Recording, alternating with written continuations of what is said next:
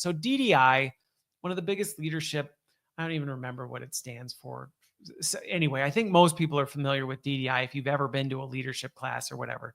But they released their global leadership forecast. I talked about this on LinkedIn yesterday. I'll probably be talking about it more in some other things. I actually did a keynote today where I brought in some of the elements of this.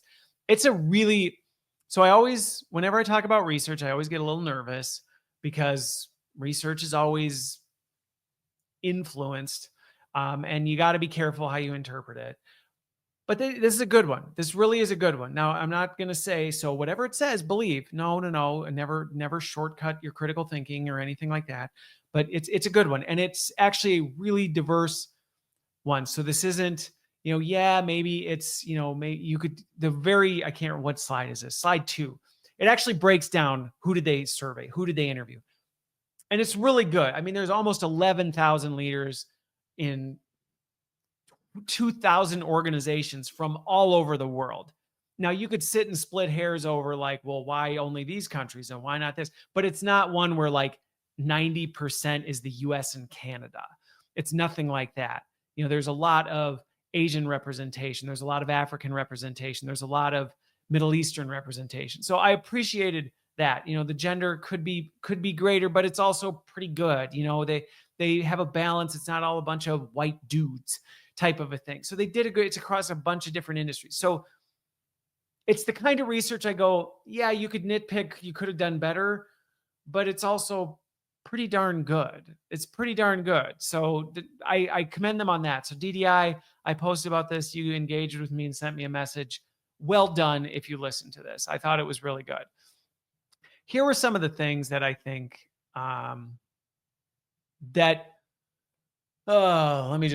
so the big one, if you get to one of the first, this is what my post was about today. I think I talked about this, or yesterday, if you're listening to this on Friday, is the fact that one of the biggest crisis moments right now, and this to me is really scary, trust in somebody's manager in the last 2 years has dropped 17 points.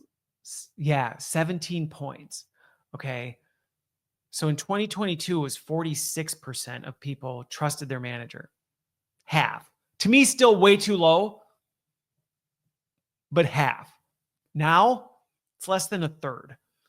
And just to put this in context, trust in senior leadership, which usually is pretty static, usually sits around a third. 32, 33%. They said 32 in 2022. Pretty consistent with data and research I'm involved in. And again, would I love to see those numbers higher? Of course. Do I think they can be? Yes. Do I coach and work with a lot of executives that can actually bump that way, way up? Absolutely, you can. So I'm not saying that's good, but I also understand where there's often skepticism and a lack of trust in senior leadership. When you have that kind of disconnect, and just knowing what I know about human tendencies, which is when things don't go how we think they should, we tend to think negatively of it. People who seem very different than us, we seem to think negatively. So there is, and I'm empathetic to this, that there's a lot of senior leader hate out there. Don't take that and say, Christopher, well, what about this? What about this? And what about, look, there's plenty of them that have set plenty of bad examples that I get where it comes from. I also know a lot of really great senior leaders who care deeply about their people and their organizations that get dumped on a lot and they don't deserve it. So I guess my one recommendation is if you're listening to this and you tend to have that senior leaders are the problem, just be careful. I mean, one, you're listening to me. I have been one. I was one. I work with them a lot. I mean, I see it. So just be careful of that. But I also understand why it's typically lower is my main point. I understand why it's lower normally. I get it. When your direct manager drops below your trust in the senior most executives in a company as a global trend, that's bad. Okay. That is really, really bad when globally people trust the executive team more than the person that oversees their day-to-day work, the person they talk to on a consistent basis, the person who's supposed to be there to support their development, their growth, who's supposed to care about them, the person they talk about at dinner, 7 out of 10 don't trust them. That's a problem. And that's a problem, not just like, oh, well, people don't trust. Like I have said now for multiple years, we are moving into the age of distrust, and we are going to have to work so much harder to build and maintain trust. And we're going to have to fight against some of this being inauthentic, hiding behind smoke and mirrors, not talking about problems, not seeking help. Like we've got to fight against this because people's trust levels are just dropping. And this one to me was like, oh, good freaking grief. This is not going to end well. Now, is this a Christopher doom and gloom? It's the end of the world. No, these kinds of things, we always somehow hit a floor and then we bounce back. The part that I just hate looking at that is I'm like, I really don't like that this floor is like 3 feet, floors underground. Like how many more basements are we going to build before we finally go, hey, you know what? We should probably really, really work on managers building trust. And to be crystal clear, I'm not dogging on managers.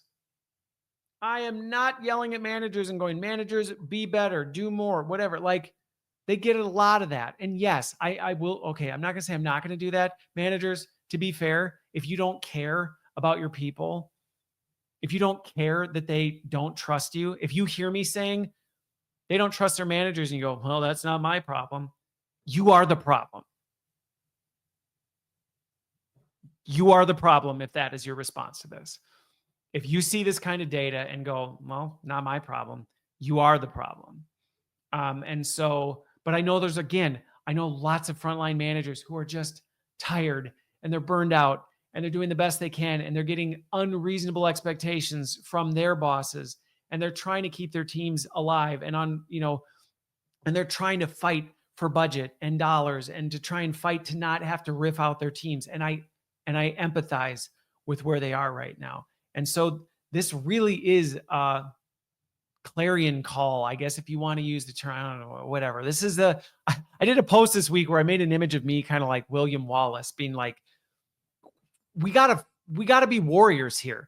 And to me, when I came across this report, I was like, you want a warrior cry right now for leaders for executives to say, we need to build our leaders. Because one of the other things in this report, I looked at it and I'm like, so there's two things I want to focus on with this that also tie to this. One of the other ones is, this is the inverse, okay? 7 in 10 people don't trust their direct manager. Major problem. Guess what about the managers? 7 in 10 of them have experienced extreme increases in their stress levels. I wonder if that's connected. The managers are overwhelmed, burned out. They're considering leaving. And what do you know? Their teams are trusting them less. Why? Because they have less gas in the tank to be able to be there for their teams. They're being penalized, and the incentives aren't there for them to focus on building trust and doing the kinds of things for that. That is a problem. And that's why I say, yes, managers, fight harder, don't give up, do more. But also organizations, these people are critical to the fabric of your success. And if you ignore them, if you don't pay attention to them, your organization is going to collapse in on itself. You've got to take things off their plate. You've got to free up time for them. You can't just say, do more with less. You can't. They're already at a cataclysmic point. It's already bad. Now, here's the other thing, okay? And this isn't me just saying training's the problem. No, training's not just the problem. But here's the thing, okay?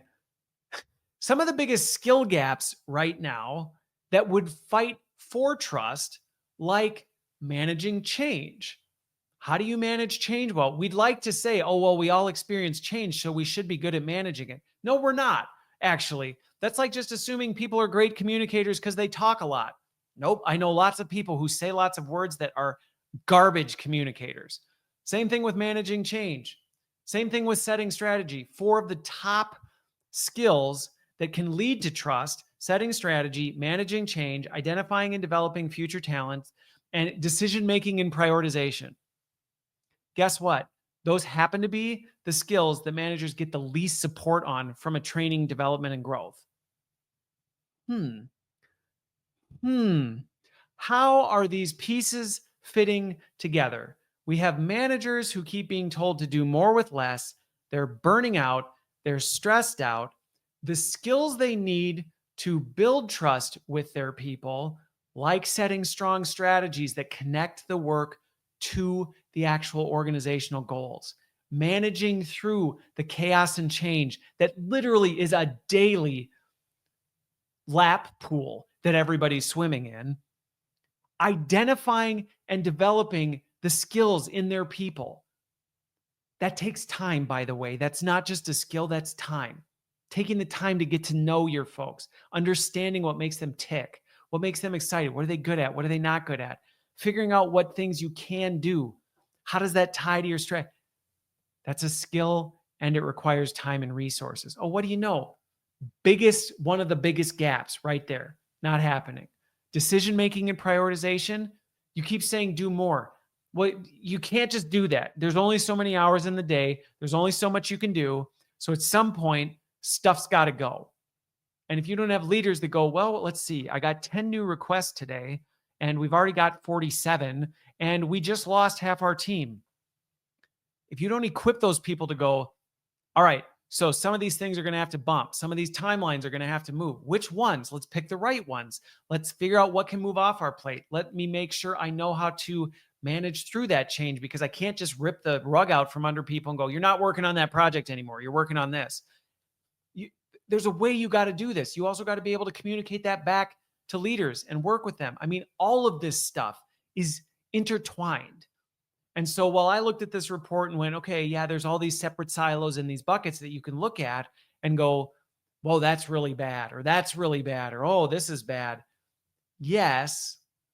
And they're interconnected. And we actually can improve these things in ways that actually work together, that lift the tide for everybody. So here's a couple key things that I'm going to encourage people at all levels. All right, and then I'll wrap this one up. One, if you're an employee, okay, if you're an employee, regardless of where you work or what your circumstances are, be a voice of encouragement to your boss and think positively. And if you get the opportunity, be a voice of encouragement to the folks at the senior levels. Now, that may sound like advice that's offensive, and I get it. You might go, my boss is awful. They're toxic. The leader at our company, the CEO, is incompetent. Okay, well, maybe that's true, but you can't control that. But you can control your response to it. And I can tell you right now, making them feel like you think they're incompetent, making them feel like they're an adversary to you, it's not helping them get any better, and it's not helping your situation. So if you can lean in, find the things that you can encourage them on, find the areas you go, hey, let me help. Maybe there's something I can do, and recognize they're dealing with a lot, and be empathetic wherever possible. I think you'd be surprised how powerful that can be. I can count the times when I've had a direct report come to me and go, Christopher, look, I know you're doing everything you can. And, I see this, and I just want to let you know that I see what you're doing, and it means a lot to me. And I see this area that I might be able to help. Is that okay if I help with that? Like, that has motivated me and helped me in ways that I don't think those individuals could even ever imagine. And even when I've been on my worst day, that has made me want to do a 180.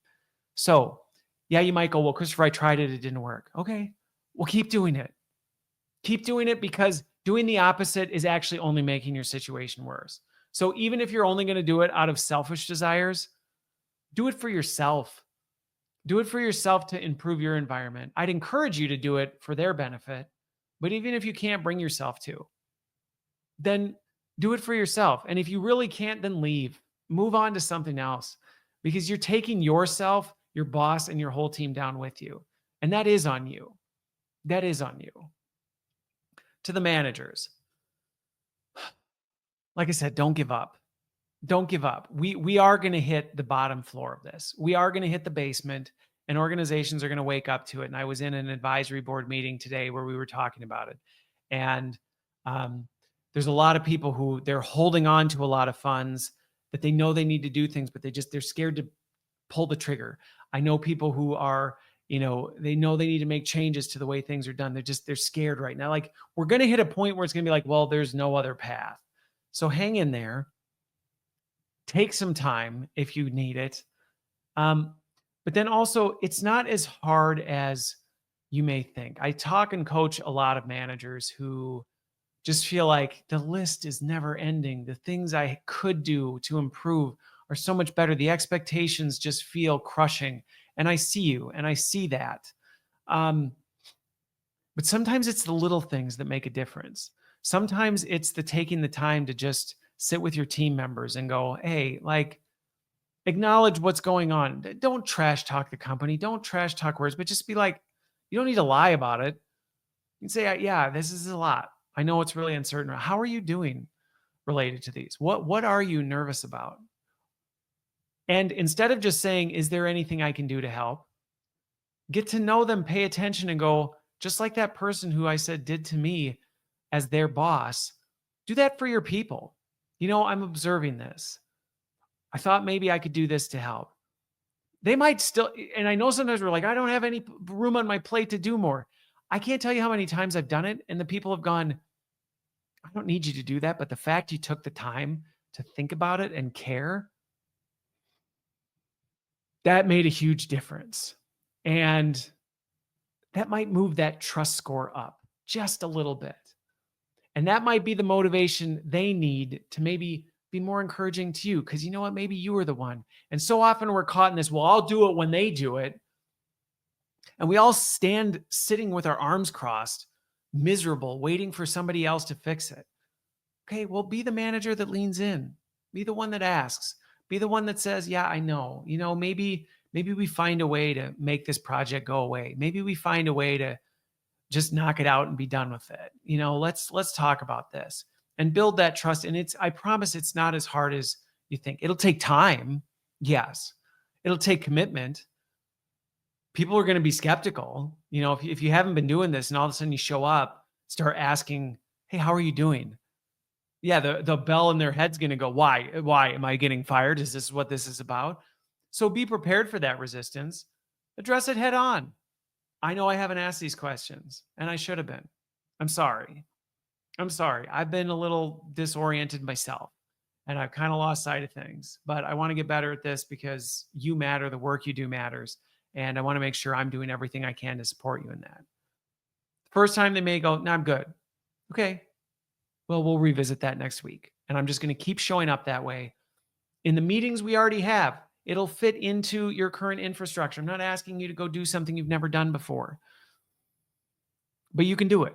You can do it. You can up that trust score. No matter the circumstances you're in, no matter the insane company you're in, no matter how many direct reports you have or how stupid the expectations you have, you can be the person that your people trust. And if you don't care about that, you shouldn't be in a manager role. There's just no other way to put that. Okay, the last one is to the executive folks who I know are part of my audience. You have a responsibility to do all the things that I've just talked about. You don't get a pass because you sit in the C-suite. You don't get to sit off in your lush office or ride on your private jet and show up and make a fancy speech and then go back to it. And does that mean you need to spend every day on the front lines in no? And actually that might be more offensive, because you might send the wrong message to people and be like, we're paying you how much to do the job I'm doing? Like, get out of here. Go make strategic decisions for us.